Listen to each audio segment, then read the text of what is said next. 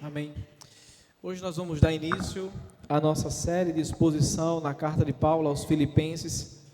Eu queria que desde já você abrisse a sua Bíblia na carta de Paulo aos Filipenses, fica logo depois de Efésios. Nós iremos fazer a exposição hoje do verso 1 até o verso de número 11. Depois de Efésios, antes de Colossenses.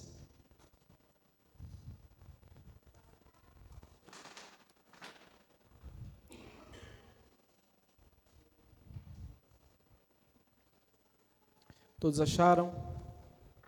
Amém? Diz assim o texto sagrado: Paulo e Timóteo, servos de Cristo Jesus, a todos os santos em Cristo Jesus que estão em Filipos, com os bispos e diáconos. A vocês, graça e paz da parte de Deus, nosso Pai, e do Senhor Jesus Cristo.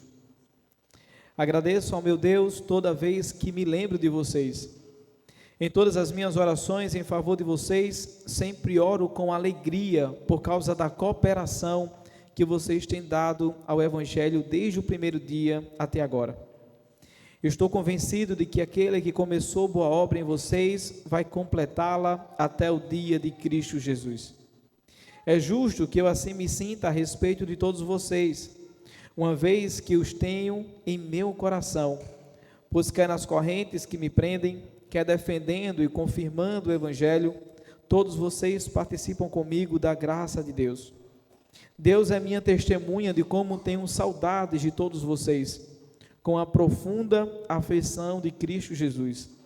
Esta é a minha oração, que o amor de vocês aumente cada vez mais em conhecimento e em toda percepção, para discernirem o que é melhor, a fim de serem puros e irrepreensíveis até o dia de Cristo, cheios do fruto da justiça, fruto que vem por meio de Jesus Cristo, para a glória e louvor de Deus. Fechamos nossos olhos e vamos orar mais uma vez ao nosso Deus. Senhor, nós queremos te render graças por tudo que fizemos até agora e pedir o auxílio do teu Espírito Santo para esse momento da exposição. É o Senhor que por meio do Evangelho muda nossos corações, muda a rota das nossas vidas. Eu quero pedir a Ti, Senhor, que nos auxilie nessa noite e que o Teu Espírito Santo, por meio da Tua palavra, fale aos nossos corações. Essa é a nossa oração, em nome de Cristo Jesus. Amém. Irmãos, a carta aos Filipenses está entre uma coleção de cartas que nós chamamos de cartas da prisão. E nós chamamos essas cartas de cartas da prisão porque quando Paulo escreveu essas cartas, ele estava preso. E nós veremos a ironia disso dentro do conteúdo daquilo que ele vai trazer para a gente na carta aos Filipenses. Filipos era uma cidade de destaque que tinha naquela época. Por quê? Ela era considerada uma colônia romana, ou seja, ela desfrutava de um destaque superior das demais. E foi exatamente nessa cidade que o apóstolo Paulo foi levado para pregar o Evangelho na sua segunda viagem missionária. Se você ler o texto de Atos capítulo 16, você verá todo o contexto de Paulo ter ido àquela cidade. Para pincelar mais ou menos e introduzir esse momento, como é que Paulo chega até lá? De acordo com o registro, o apóstolo teve uma visão. Nós vimos isso também na carta aos primeiros Tessalonicenses. É a mesma viagem, a segunda viagem missionária de Paulo. Qual a visão que Paulo tem? Uma mensagem: passa a Macedônia e ajuda-nos. Então, guiados pelo Espírito Santo, Paulo chega até lá e a primeira cidade que ele chega é Filipos, que ficava naquela província. O que aconteceu naquele momento é bem conhecido de todos nós, mas eu acho que vale a pena ver de novo. Vale a pena recapitularmos o que aconteceu quando ele chega em Filipos. Nós temos o registro de que quando ele chega em Filipos, ele prega para as mulheres que estão na beira do rio. Lídia se converte e toda a sua casa também se converte. Lídia, é interessante frisar, é a pessoa que recebe Paulo e os viajantes que estavam com ele na sua casa. O segundo registro que nós temos do que aconteceu é o episódio de Paulo expulsando o demônio de uma mulher que tinha o espírito de adivinhação, uma escrava, o que acabou trazendo complicações para Paulo e Silas. Eles foram presos, está registrado no capítulo 16, e em sua prisão temos o registro de que eles cantavam e oravam, e houve um grande terremoto. Resultado, o carcereiro e toda a sua família se rende ao Senhor. Esse é um dos famosos registros que temos na carta, no texto, capítulo 16 de Atos. Mas a pergunta que nós podemos fazer é: por que é que Paulo escreveu essa carta aos Filipenses? Tudo tem um objetivo, tudo há motivações. Por que Paulo escreveu esta carta? A resposta está no fato de que quando Paulo estava preso em Roma, e 10 anos depois de ter saído de Filipe, ele recebe a visita de Epafrodito, membro da igreja de Filipos. Alguns dizem que ele era um dos pastores de lá, mas não sabemos ao certo se Epafrodito era o pastor daquela igreja. Ele viaja até Paulo e com ele traz algumas ofertas e traz algumas informações importantes daquela igreja. Mas também pede a Paulo um pedido de conselho. Então, o propósito da carta é, em primeiro lugar, da parte de Paulo, agradecer aos irmãos pela cooperação que aqueles irmãos estavam dando ao Evangelho por meio dos recursos. Um segundo motivo é justamente responder às necessidades que Epafrodito trouxe. E nós sabemos pelo menos de duas. Quando ele estava preso, e Epafrodito traz essas situações, nós temos uma ideia de desunião que estava acontecendo dentro da igreja, e uma outra ideia era que algumas pessoas estavam com ideias legalistas. 10 anos depois que Paulo sai, alguns lobos entram com doutrinas falsas dentro da igreja. Então Paulo está escrevendo essa carta em primeiro lugar para agradecer pela cooperação daqueles irmãos ao Evangelho e à sua vida, para responder justamente a questão da fraternidade, a desunião de alguns irmãos, não de todos, e depois para responder também a algumas questões doutrinárias que permearam dentro da igreja por conta de alguns lobos ferozes que entraram no meio daquela igreja. F.F. Bruce, um comentador, resume o propósito dessa carta da seguinte forma: contudo, o principal objetivo de Paulo era, evidentemente, estimular o espírito de unidade entre os crentes. A pergunta que nós podemos fazer com relação a essa carta e com relação ao apóstolo que escreveu essa carta: como que pode alguém que estava preso falar tanto numa carta sobre alegria? Como que pode alguém que estava preso, com correntes, escrever tanto sobre alegria triunfante? Nós descobriremos juntos no que o apóstolo Paulo está firmado, para que com tanta clareza e com tanta nitidez motive esses irmãos a se alegrarem no Senhor, a se alegrarem sempre no Senhor. Para começar, no texto de hoje, nós veremos a tradicional saudação do apóstolo e uma oração cheia de gratidão a Deus pela vida deles e também cheia de alegria. Já no começo, nós veremos aspectos de alegria da parte do apóstolo, e com ele nós iremos aprender que nós precisamos estabelecer laços de amor uns pelos outros.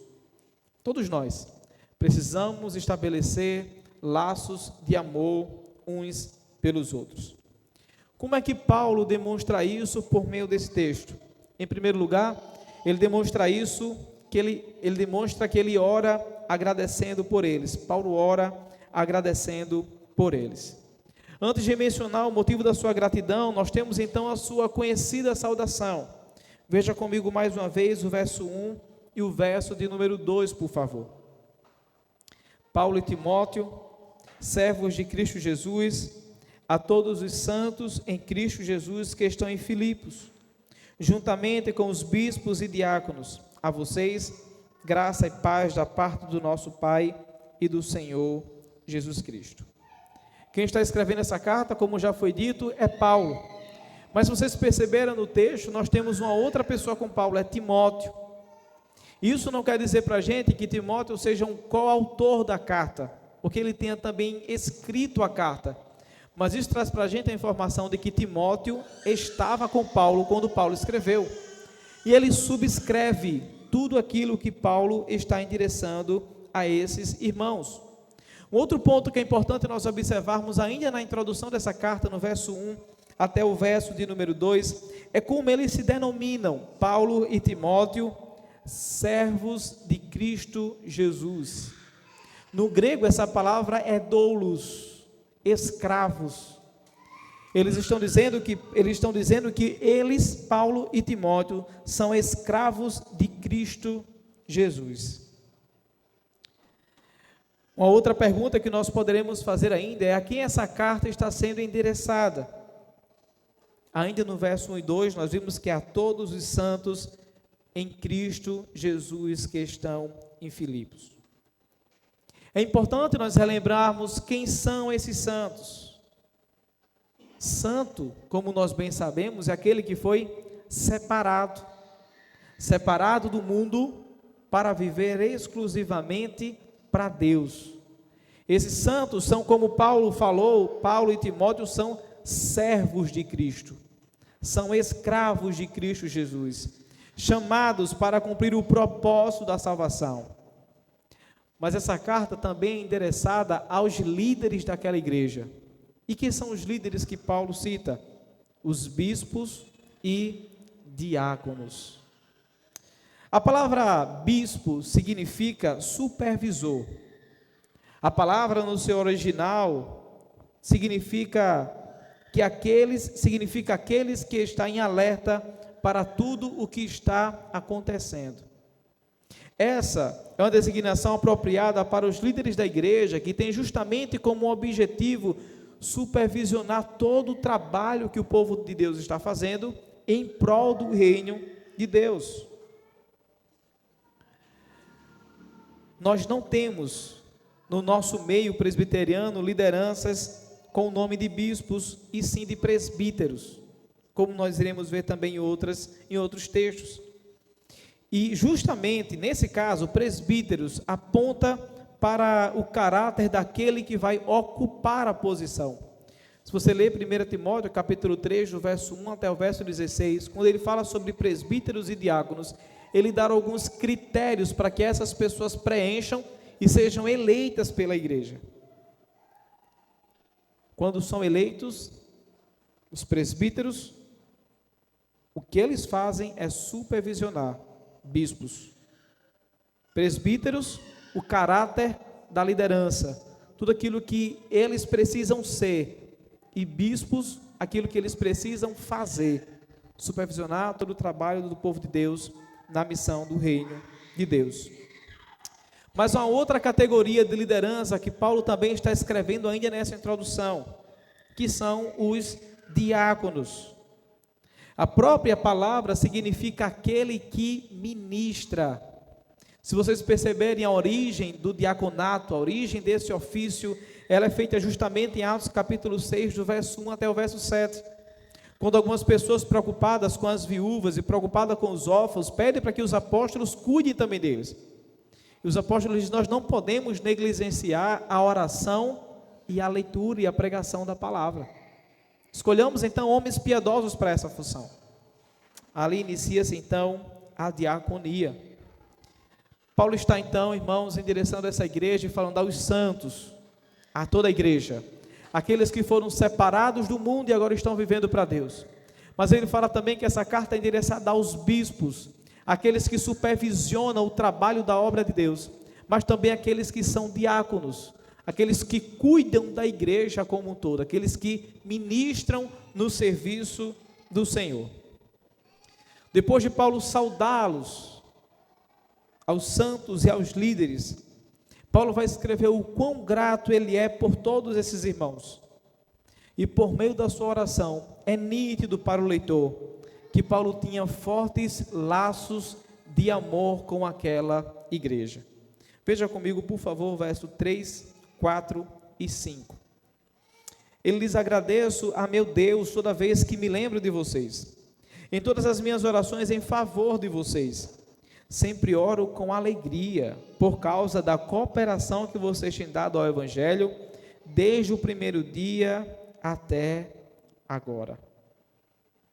Mais uma vez, eu gostaria de enfatizar isso para vocês. Paulo é alguém que ama a igreja do Senhor e ama todos aqueles que são os seus filhos na fé. Se vocês lembram e se recordam, quando nós estudamos a carta aos primeiros Tessalonicenses, ele compara o seu amor como de uma mãe que cuida dos seus filhos, mas ele também compara o seu amor como de um pai que orienta e ensina os seus filhos. Paulo não é um líder que está apático à sua igreja.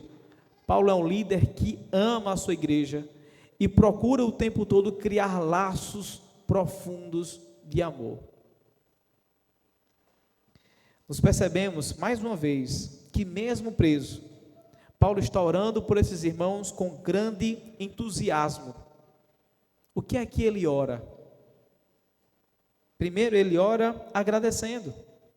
Ele diz que todas as vezes que lembra desses irmãos, ele ora agradecendo por eles. Por que ele faz isso? Porque o que é que faz com que Paulo lembre desses irmãos e ore agradecendo? Não só agradecendo, mas com grande alegria.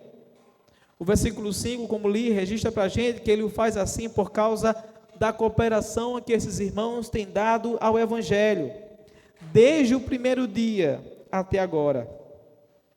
E praticamente, se formos lembrar, o primeiro dia é quando Paulo coloca o pé em Filipos. Quando Paulo coloca o pé em Filipos, ele é recebido por Lídia na sua casa e fica hospedado na sua casa. Depois disso, aquela igreja continua mandando ofertas para que o ministério de Paulo continue sendo sustentado e ele não passe por dificuldades alguma. Então Paulo está dizendo que sempre que lembra desses irmãos, ele ora agradecendo e com muita alegria, porque esses irmãos têm sido generosos na participação da causa do Evangelho e no seu ministério. Desde o começo, quando Lídia o hospeda na sua casa, até agora na prisão, esses irmãos têm sido cooperadores na sua missão. Percebam, essa relação do apóstolo com essa igreja é firmada em laços de amor.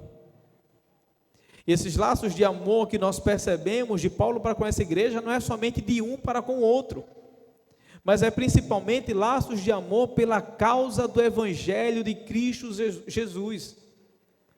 Nós temos irmãos que estão se dispondo dos seus recursos, se dispondo de suas vidas, não somente para sustentar um homem, mas para sustentar um homem que tem pregado o Evangelho por onde ele tem passado. É o amor pelo Evangelho que faz isso. É o amor pela causa do reino de Deus que faz com que esses irmãos tenham essa predisposição de ofertar e de tornar suas vidas uma ferramenta na missão do Senhor. Eu acho, irmãos, que essa também é uma realidade que deveria ser de todos nós. Não precisamos olhar para a vida do apóstolo Paulo, olhar para a igreja do século I em Filipos e dizer: isso foi lá no século I, isso foi lá com o apóstolo Paulo. O nosso amor pelo Evangelho também deve nos tornar pessoas generosas. Esse, irmãos, é um efeito cachoeira. Eles retribuem com tudo aquilo que receberam da parte de Deus. É interessante pensarmos nessa perspectiva, porque afinal de contas, todos nós somos mordomos de tudo aquilo que Deus nos deu para cuidar. Nada, absolutamente nada que temos é nosso, e sim de Deus. Todos nós apenas administramos para a sua glória. Por isso, casa, carro, filhos, dinheiro e nossas vidas, nesse sentido, não pertencem a nós mesmos. Viemos nu e voltaremos nu. Tudo então que o Senhor nos dá é para administrarmos para a sua própria glória. Todas as coisas foram dadas por Deus, para Deus e para a glória de Deus. É com essa percepção, irmãos, que quando Lídia se converte, Lídia traz Paulo e traz as pessoas para a sua casa. Olha, essa casa aqui é de Deus. Então vocês podem ficar nela.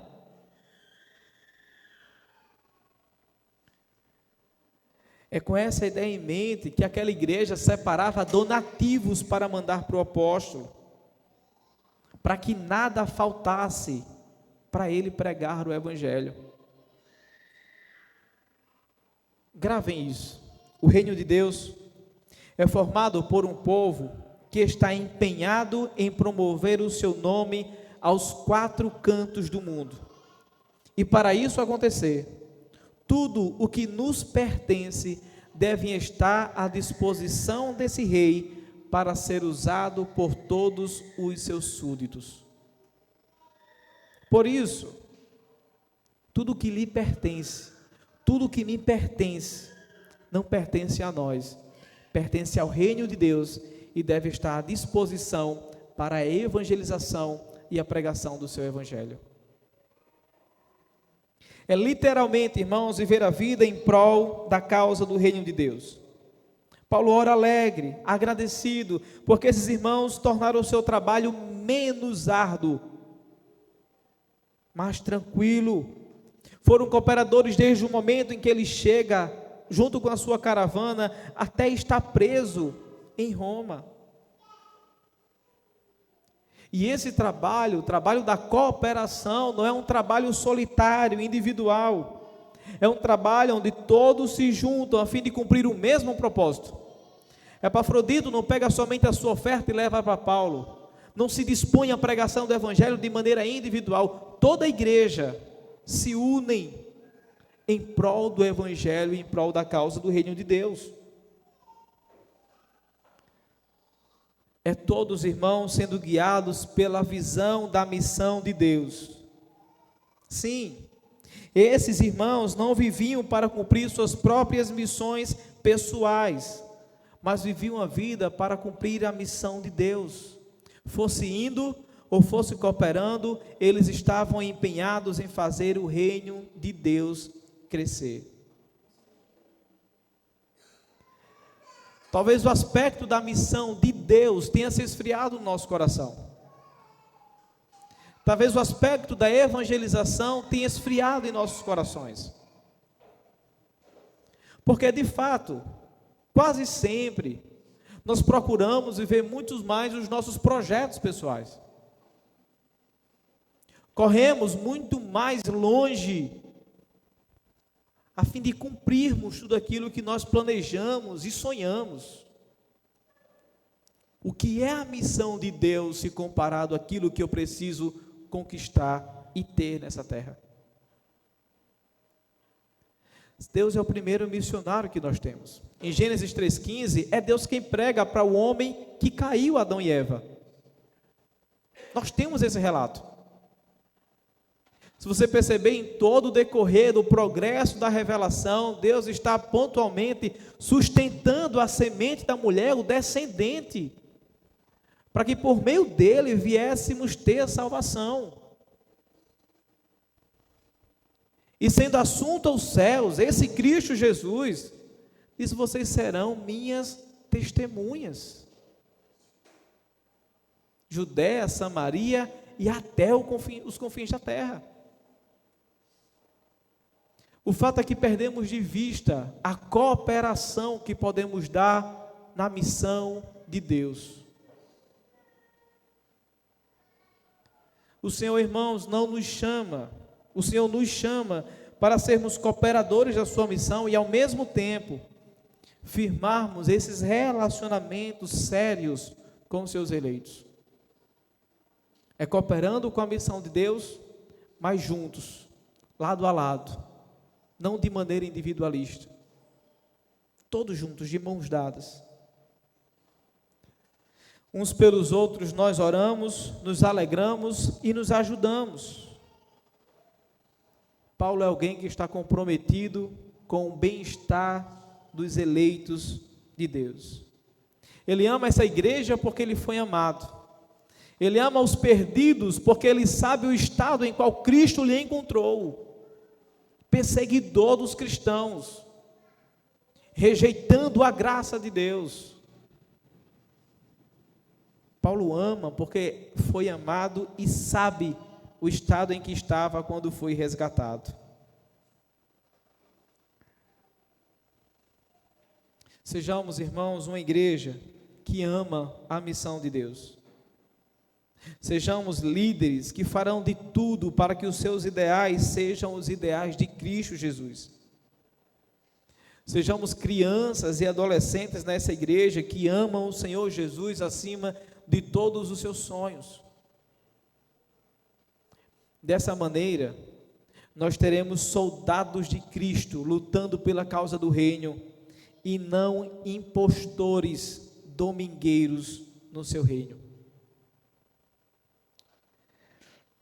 Estamos estudando que nós precisamos estabelecer laços de amor uns pelos outros e vimos de maneira prática, em primeiro lugar, que Paulo ora agradecendo pela vida deles. Em segundo lugar, nós veremos que Paulo manifesta a certeza da obra de Deus na vida deles. O verso 6, nós veremos Paulo fazer agora pelo menos 3 afirmações acerca desses irmãos. Veja comigo o verso 6. Ele diz: estou convencido de que aquele que começou a boa obra em vocês há de completá-la até o dia de Cristo Jesus. Que grande conforto é para alguém ouvir esse texto, ouvir esse verso. Aquele que começou a boa obra vai completá-la até o dia de Cristo Jesus. É uma certeza que Paulo tem acerca desses irmãos, e é a primeira afirmação que ele está fazendo acerca deles. Às vezes os trabalhos evangelísticos fracassam. Algumas pessoas evangelizadas acham que se converteram e se desviam. Outros vivem uma vida de auto-engano. Mas quando Paulo olha para a obra de Deus nos Filipenses, ele tem certeza de que aquele que começou a boa obra irá completá-la até o dia de Cristo. É o que nós presbiterianos conhecemos como a doutrina da perseverança dos santos. Mas que boa obra era essa que o apóstolo estava falando? Que boa obra é essa que aquele que começou vai completar? Não vai deixar pela metade, não vai deixar se perder, mas sustenta e vai completar até a volta de Cristo Jesus. Quando Paulo chega ali, os filipenses estavam completamente cegos espiritualmente, perdidos em suas más obras, em seus pecados e na sua ignorância do evangelho, do verdadeiro Deus. Mas Deus mudou a vida deles por meio da pregação do apóstolo em Filipos e começou no coração deles uma boa obra. Isso significa que através da pregação do evangelho e através do Espírito Santo que implantou a semente do evangelho nos seus corações, os seus olhos foram abertos para Deus.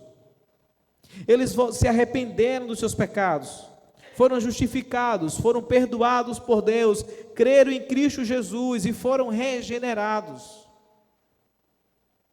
Paulo está dizendo que esse processo de salvação e essas etapas é somente o começo. Ser predestinado, chamado, justificado e regenerado, santificado, é apenas o começo. Porque aquele que começou a boa obra em vós, há de completá-la até o dia de Cristo Jesus.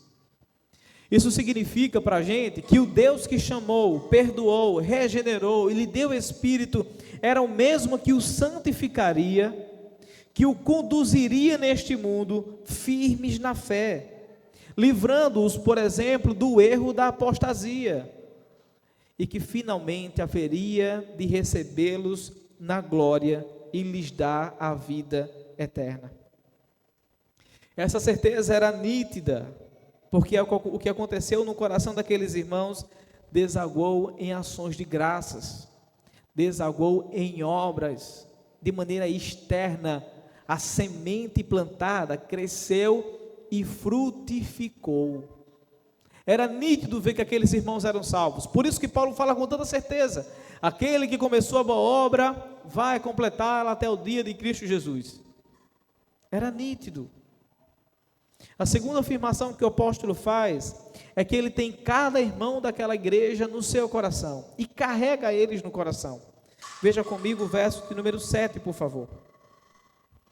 É justo que eu me sinta assim a respeito de todos vocês, uma vez que os tenho no meu coração, pois quer na prisão, quer defendendo e confirmando o evangelho, todos vocês participam comigo da graça de Deus.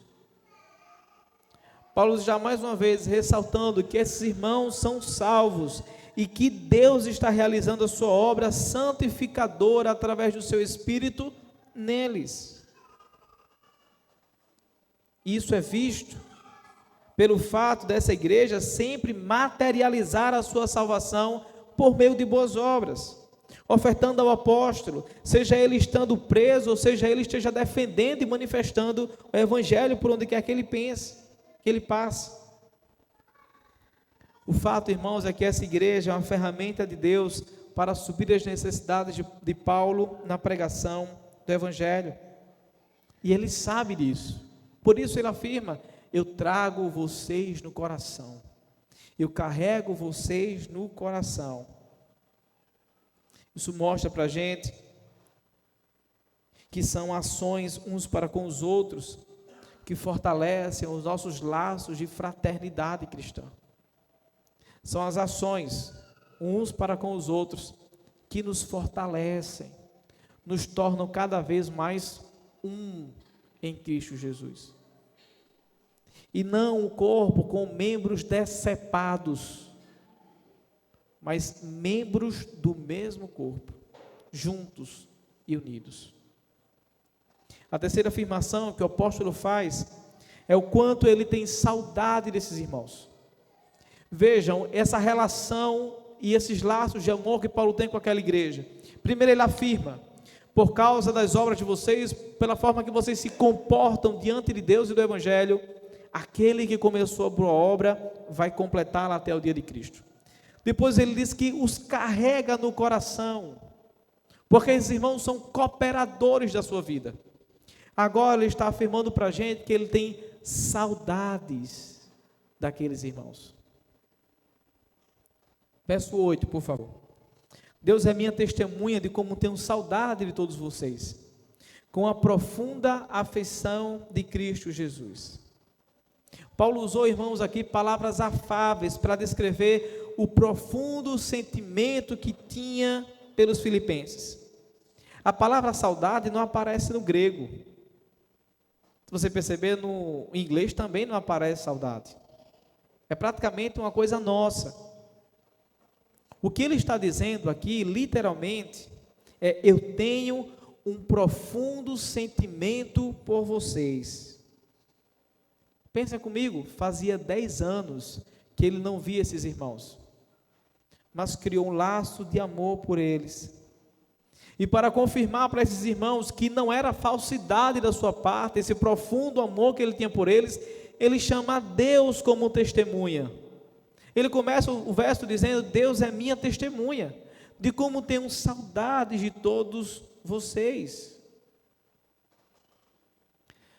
O amor que Paulo tinha por aqueles irmãos é o que alguns comentaristas chamam de entranhado afeto.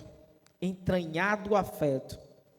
Quer dizer, um afeto profundo, que emana do íntimo da alma, do íntimo do corpo. Isso era o que Paulo sentia por aqueles irmãos. Um amor entranhado, um amor profundo. Mais uma vez, parece algo distante da nossa realidade. Um amor entranhado, um amor profundo, de saudades, de vontade de querer ver, vontade de querer estar perto, vontade de querer caminhar lado a lado. Mas Paulo tem visto os frutos que essa igreja tem dado por meio da semente do evangelho que foi pregado há 10 anos atrás, quando ele chegou lá. O progresso desses irmãos na fé.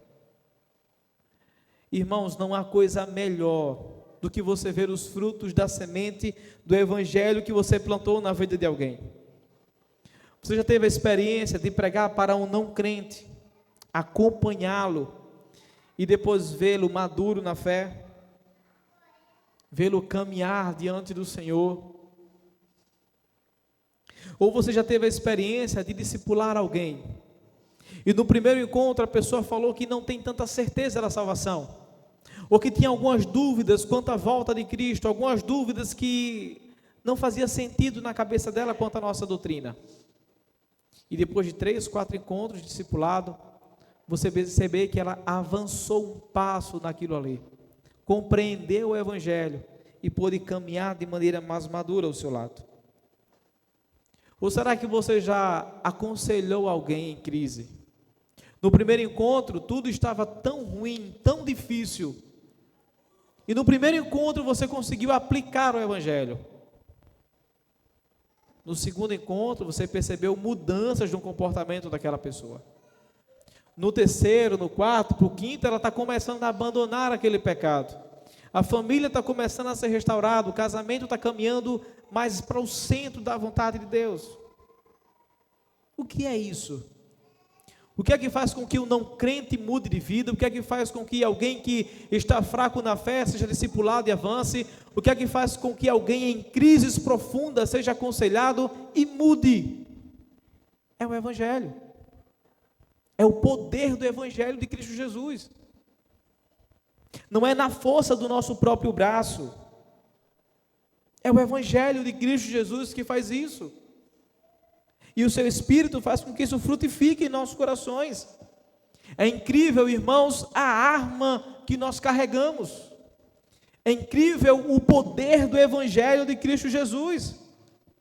Ele penetra na nossa cegueira como um bisturi e faz um corte necessário para nós voltarmos a ver Deus. O não crente, o que está capengando na fé, ou que está em crise em algumas áreas da sua vida. É esse o retrato que Paulo praticamente está pintando dessa igreja. É essa certeza que Paulo tem com relação aos filipenses. Ele está dizendo, com certeza vocês foram salvos. É nítido que vocês foram salvos. É nítido que a obra salvadora de Deus está agindo no coração de vocês, está agindo nas suas vidas. Porque aquele que começou a boa obra irá completá-la. Paulo está afirmando que não é por causa do trabalho dele que isso vai acontecer, mas pelo trabalho do Espírito Santo, que é rico em misericórdia. Não é por causa da capacidade dele, não é por causa da performance dele, mas é porque Deus age salvando cada um deles por meio do Evangelho de Cristo. E se ele teve o poder suficiente de começar, ele vai completar. O trabalho de Deus na salvação não é de alguns construtores que vão à falência no meio da obra. Nós estamos falando do Criador de todas as coisas. E se ele começou, ele vai completar até o dia de Cristo Jesus. Essa certeza da perseverança dos santos traz para nós conforto nessa caminhada de peregrinação. Traz para nós a alegria de que somos salvos. E de que apesar de vez ou outra estarmos capengando na fé, Ele tem sustentado a nossa fé e vai completar a sua obra até o fim.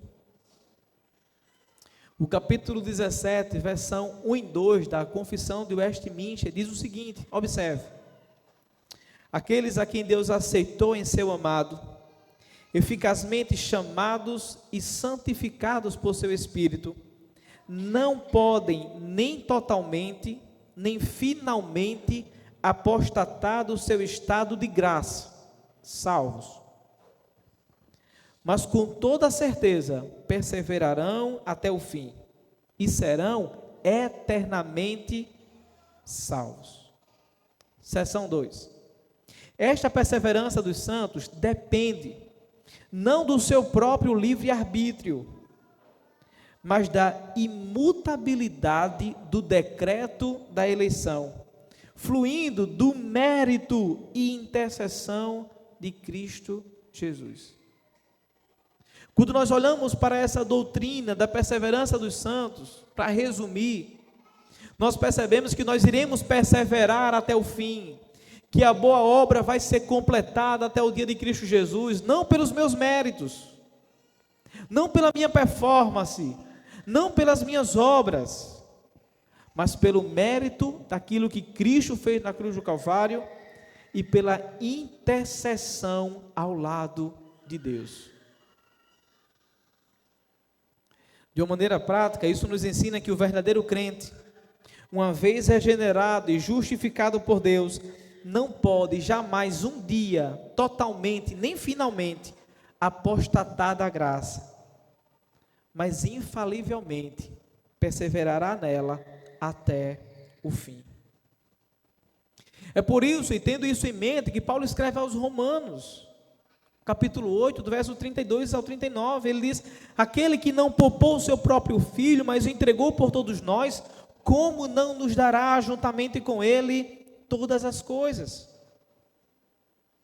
Dentro dessa ideia da perseverança dos santos, aqueles que Deus chamou, justificou, está santificando, ele diz: quem fará alguma acusação contra os escolhidos de Deus? É Deus quem justifica. Quem os condenará? Foi Cristo que morreu e mais que ressuscitou e está à direita de Deus e também intercede por nós. Quem? Cristo. Verso 35, ele diz: quem nos separará do amor de Deus? Será a tribulação? Ou a angústia? Ou a perseguição? Fome? Ou nudez? Perigo? Ou espada? Ele diz: pois eu estou convencido de que nem a morte nem a vida, nem anjos, nem demônios, nem o presente, nem o futuro, nem quaisquer poder, nem a profundidade ou qualquer outra coisa na criação será capaz de nos separar do amor que está em Deus, que está em Cristo Jesus, o nosso Senhor. Todos, irmãos, somos participantes da graça de Deus. Isso quer dizer que você pode estar até numa fase ruim da sua fé hoje, mas você é um salvo em Cristo, e Ele está preservando a sua fé até o dia de Cristo Jesus. Ninguém se perderá das mãos do nosso Salvador. Ele nos levará seguro até Ele mesmo. Nós vimos em primeiro lugar que Paulo ora agradecendo por esses irmãos. Em segundo lugar, que ele manifesta a obra de Deus na vida deles. E em terceiro lugar e por último, ele faz uma oração em prol da maturidade deles. Veremos então, irmãos, qual é o conteúdo da oração de Paulo por esses irmãos. Veja que diz o verso 9, por favor.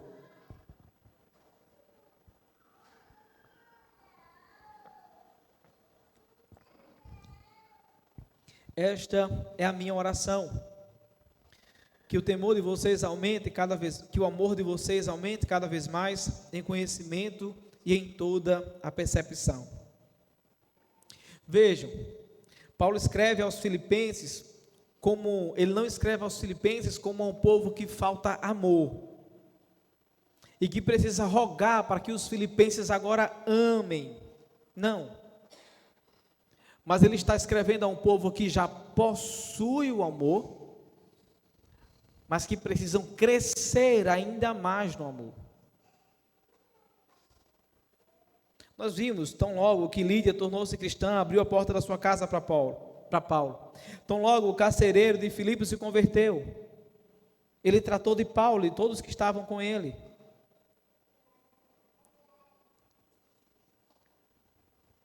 Em nossa condição de cristãos, há algo capaz de crescer sem limites. E o que é? É o amor. Por isso que Paulo ora para que o amor deles aumente ainda mais. Mas para que é que Paulo pede isso? Para que Paulo pede que o amor deles cresça? Veja comigo o verso 10 e 11, por favor. Ele diz: para discernirem o que é melhor, a fim de serem puros e irrepreensíveis até o dia de Cristo, cheios do fruto da justiça, fruto que vem por meio de Jesus Cristo, para a glória e louvor de Deus. Um comentarista falando sobre isso, ele diz que ágape, o amor na afeição de Cristo, interessa-se realmente pelo outro, deseja ajudá-lo, levá-lo até o alvo. Por isso, ele diz, esse amor precisa de conhecimento. Paulo quer que o amor desses irmãos cresçam, para que eles tenham discernimento do que é o melhor. É um amor que cresce, mas um amor embasado em conhecimento. Na sua oração, ele pede por isso, para que o amor cresça, para que eles tenham conhecimento e percepção. E qual que é o objetivo deles? Discernirem o que é melhor. Qual o resultado? Serem puros, irrepreensíveis até o dia de Cristo Jesus, para serem cheios do fruto da justiça. Paulo quer que o amor deles cresça, aumente cada vez mais em conhecimento, para discernirem o que é melhor e para serem puros e irrepreensíveis até o dia de Cristo, para serem cheios do fruto da justiça. Qual é a fonte do fruto da justiça? O fruto da justiça é por meio de Jesus Cristo. Não produzimos frutos por nós mesmos. O fruto não é a produção da própria igreja. A seiva que nos faz frutificar é Cristo. Dele vem a nossa força e o poder. O que exige de bom em nós é obra de Cristo. E o propósito final da vida do crente é louvor e glória a Deus. Tudo vem por Ele, por meio dEle e para Ele são todas as coisas. O amor deles deveria crescer, para que pudessem ter conhecimento e discernirem melhor as necessidades uns dos outros, não somente isso, mas também para serem puros e irrepreensíveis e por meio de suas vidas gerarem frutos de justiça que provém de Cristo Jesus. Depois de confirmar que esses irmãos são salvos, Paulo agora está orando por maturidade. Sim, vocês são salvos. E a minha oração é para que vocês cresçam ainda mais em amor. Você seja mais puro, mais santo. Vejam, irmãos, a oração de Paulo aos Filipenses não é para que ele seja libertado da prisão. Ele não ora a Deus para ter uma cela melhor ou mais confortável. Paulo poderia escrever essa carta se lamentando que por causa do Evangelho ele está preso. Ele poderia estar lamentando, estar esquecido, abandonado e rejeitado. Ele poderia estar orando só por ele mesmo e não há problema nenhum. Mas o que encontramos no texto é alguém que ama o rebanho de Deus e mesmo na prisão intercede e suplica a Deus por essas pessoas. Nós devemos tomar também o exemplo de Paulo e fazermos a mesma coisa. No nosso caso, talvez, pedirmos por maturidade para nós e por todos aqueles que nos cercam. E eu gostaria de perguntar isso a você. Você tem orado por maturidade? É o mosquito, né, Ruth? Você tem orado por maturidade? Tem percebido o que falta na sua caminhada cristã e tem pedido a Deus que lhe faça crescer nisso como fruto de salvação?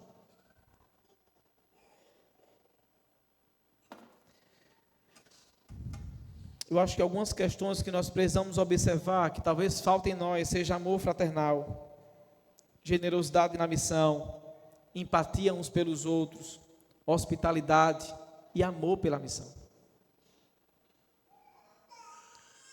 Em quais dessas áreas que eu acabei de citar, você precisa amadurecer nessa noite? Ou será que olhando para tudo isso, você precisa amadurecer nas doutrinas centrais do Evangelho?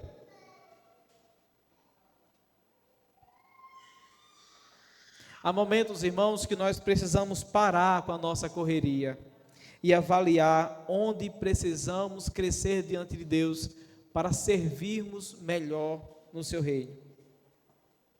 Por isso eu quero que você saia daqui com isso em mente. Eu preciso parar e avaliar. Parar e avaliar. Parar e avaliar.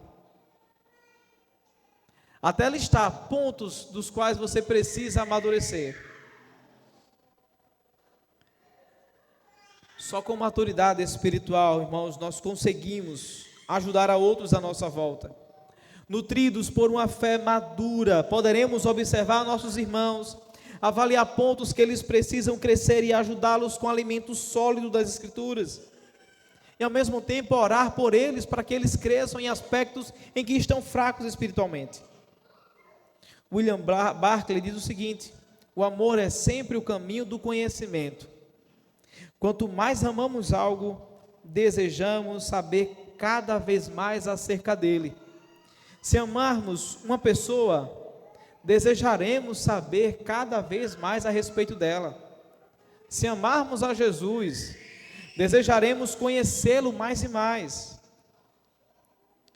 Nós precisamos orar e crescer, para que nós possamos, irmãos, fazer com que o nosso amor por Cristo cresça ainda mais, e principalmente o nosso amor uns pelos outros.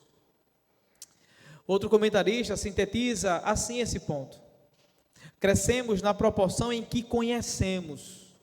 Sem conhecimento da salvação, não haverá progresso na nossa maturidade. Se não conhecermos o Senhor, no entanto, nós estaremos perdidos nos mais basilares fundamentos que nós poderíamos nos aprofundar. Nesse sentido, em que ponto estamos do conhecimento de Deus? É preocupante como a maioria das igrejas brasileiras tem sido e se tornado um celeiro de crentes preguiçosos e parasitas, que só consomem, mas que não vivem e não se interessam pelas questões espirituais. Sim, querem vir no domingo, mas não conhecem a quem adora. Não se interessam pelos aspectos essenciais de Deus, para que por mais quebrada que seja a sua adoração, eles possam tentar render uma verdadeira adoração ao Senhor. São crentes que não se interessam para ler as Escrituras, para se aprofundar na teologia, para ler material reformado, ou qualquer outra coisa. Como pensamos, irmãos, em crescer dessa maneira? Como pensamos em sermos crentes mais maduros, se nos aproximar da palavra de Deus não faz parte do nosso planejamento? O que foi que você leu segunda-feira? O que foi que você leu terça? O que foi que você leu quarta, quinta, sexta, sábado, hoje, no dia do Senhor? Me responda. Qual texto das Escrituras você leu? Como que Deus falou com você por meio da palavra de Deus? Me responda também o que você orou segunda-feira. Por quem você orou? Terça, quarta, quinta, sexta, sábado e hoje. Não podemos ser esse tipo de crente preguiçoso e parasita. Deus não nos chamou para sermos omissos, mas para crescermos em santidade e em amor por Ele.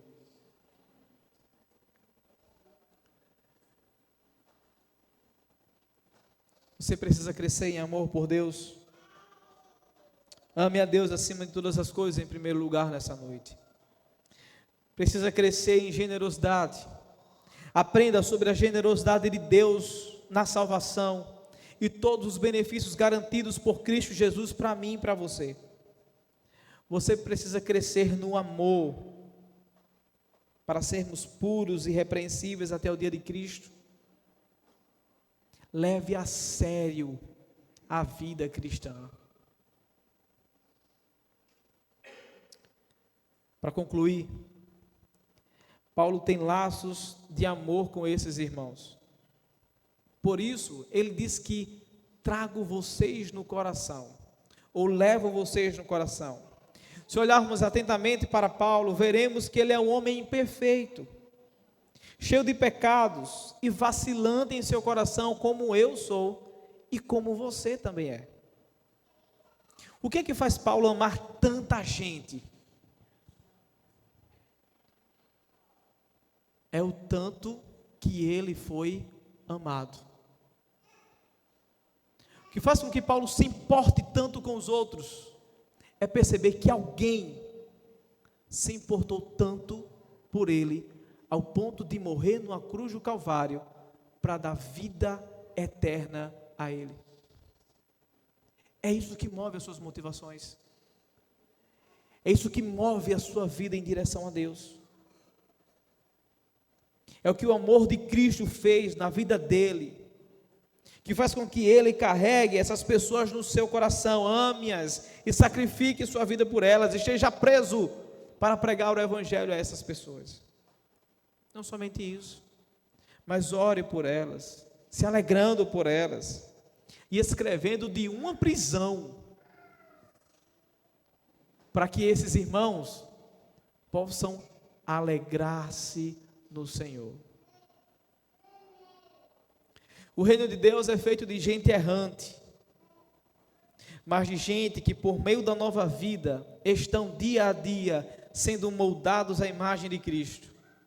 E por meio desse efeito de santificação, elas crescem no amor. Elas se interessam pelos demais e os mais necessitados. Elas amam pessoas mais difíceis que temos de lidar na igreja. Elas caminham lado a lado uns dos outros, independente das situações e dificuldades. Elas vivem o exemplo de Cristo, que deixou a sua glória para morrer numa cruz humilhante. E para quê? Para nos tornar filhos do mesmo Pai, do Pai Celestial. Para nos tornar membros da mesma família, a família da fé. Exércitos do mesmo general, cidadãos da mesma pátria. O que nos move, o que nos motiva nesse reino de gente tropeçantes e errantes, é saber que nenhum de nós nos perderemos no caminho até Cristo Jesus, mas que todos nós, por causa dele, chegaremos seguros até o portão celestial. Porque aquele que começou a boa obra vai completá-la até o dia de Cristo Jesus. Feche seus olhos, curve sua cabeça e ore a Deus em resposta ao que vocês ouviram.